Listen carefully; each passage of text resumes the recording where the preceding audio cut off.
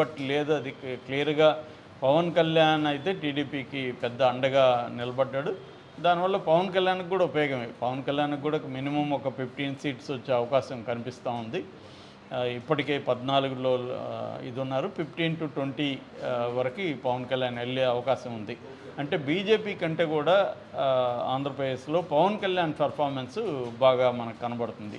BJP ఇప్పటికి కూడా 5 లీడ్లో ఉంది. 10లో 5 అంటే 50% ఉంది. అదే పవన్ కళ్యాణ్ దాటేశాడు, ఆ 50% మార్క్ని దాటేసి 14కి వెళ్ళిపోయాడు. అంటే 21లో 14 పవన్ కళ్యాణ్ లీడ్లో ఉన్నాడు. ఈవెన్ ఎంపీలు కూడా 2 లీడ్లో ఉన్నాడు. ఈవెన్ మనకి ఆరామ్ అస్థాన్ కూడా పవన్ కళ్యాణ్ 2 పార్లమెంట్ సీట్లో గెలుస్తాడని చెప్పాడు. అదే కనిపిస్తూ ఉంది ఇక్కడ. పవన్ కళ్యాణ్కి కూడా 2 పార్లమెంట్ సీట్లు, ఇటు ఒక 15 నుంచి 18 వరకు అసెంబ్లీ ఉంటే మాత్రం బ్రహ్మాండంగా పవన్ కళ్యాణ్ పార్టీ ఒక జంప్ అయినట్టుగా. అంటే ఆల్మోస్ట్ 0 నుంచి నీకు ఒక 18-20 సీట్లు అసెంబ్లీ, ఒక 2 పార్లమెంట్ రావడం అనేది మాటలు కాదు. సో ఆ రకంగా పవన్ కళ్యాణ్ స్ట్రాటజీ కూడా బ్రహ్మాండంగా పనిచేసింది.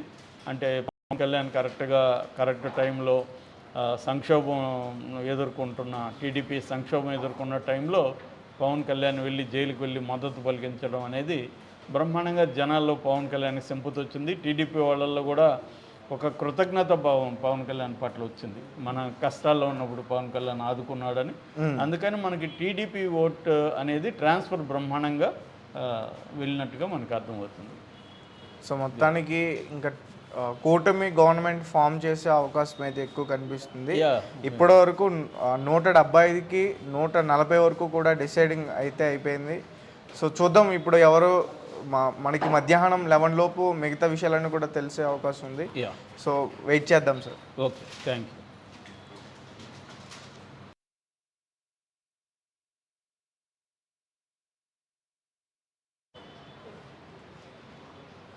Hello guys, welcome to our channel. This is Teja. అయితే ఆంధ్రప్రదేశ్ అసెంబ్లీ కౌంటింగ్స్ అనేవి కూడా చాలా రసవత్తరంగా జరుగుతున్నాయి. ఇప్పటివరకు చూసుకుంటే టీడీపీ ముందంజలో ఉందని తెలుస్తుంది. సో ఇదే విషయాన్ని ప్రస్తుతం మనతో పాటు డిస్కస్ చేయడానికి సీనియర్ జర్నలిస్ట్ దాము బాలాజీ గారు ఉన్నారు. ఆయన అడిగే ప్రయత్నించారు. సార్ నమస్తే సార్. నమస్తే. సో ఇప్పటివరకు చూసుకుంటే మొత్తం కూడా టీడీపీ హవానే ఎక్కువ కనిపిస్తుంది వైసీపీ కన్నా. అలాగే జనసేన కూడా మోస్తరు ముందుగానే ఉన్నట్లు కూడా తెలుస్తుంది.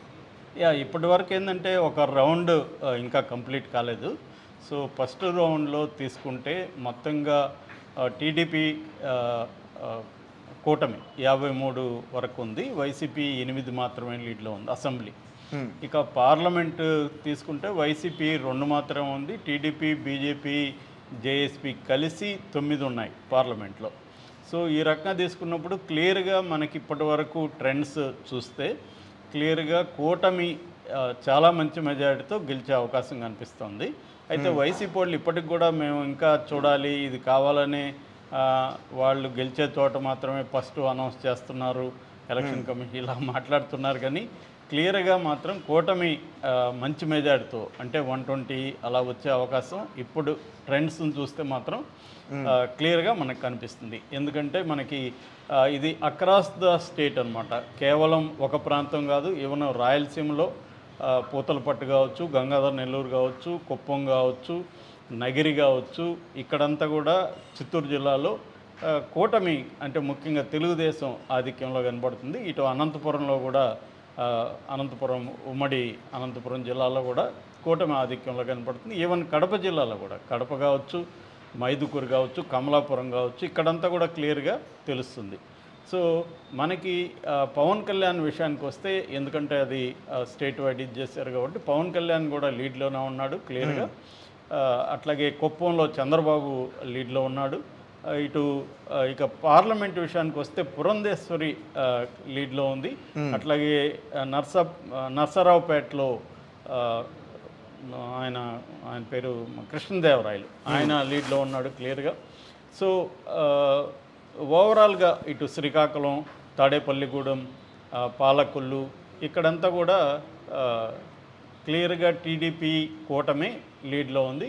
ఇప్పటి వరకు మనకు వస్తున్న మొత్తం 69 ఫలితాలు లీడ్లో ఉన్న ఫలితాలు వచ్చాయి. ఇందులో ఓన్లీ 9 మాత్రమే వైసీపీ ఉంది. అయితే వైసీపీ స్లోగా అయితే పెరుగుతుంది.